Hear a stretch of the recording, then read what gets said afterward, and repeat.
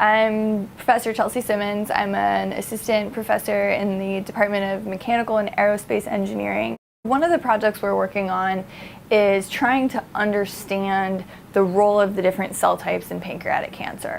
Pancreatic cancer has, of course, cancer cells that have been permanently transformed and are sort of your stereotypical malignant cancer cells, but pancreatic cancer also has these partner cells that are not necessarily cancer that make really dense scar tissue that surrounds the cancer cells. Because we're engineers, what's really important to us is to understand the mechanical environment of the pancreatic cancer tumor. And so we have built our own system to characterize that tumor, basically how hard or soft it is, and then we use our engineering skills to rebuild a fake tumor outside the body that has the exact same softness or stiffness of the cancer. And so that way we have this tumor model that we can use, and we can put the two different cell types in, the cancer cells and the scar cells, and we can see how they interact, and now we can actually do the biology to figure out the cancer.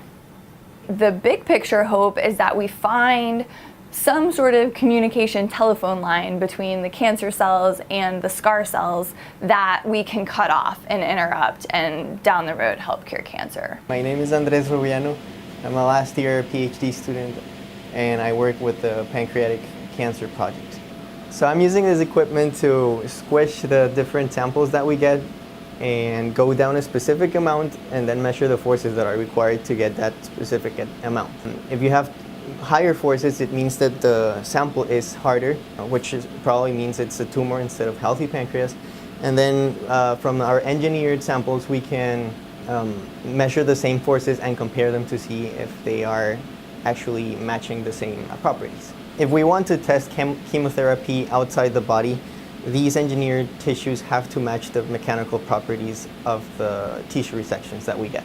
This field is incredibly exciting, and so I consider my field using engineering techniques and methods to study biology. Like what the properties of different materials are, how we would put those together to make structures. And so that has always intrigued me. It's always been something I've wanted to work on, and it's just a really neat application, and one that's really important to me is to be able to apply these engineering techniques to biology.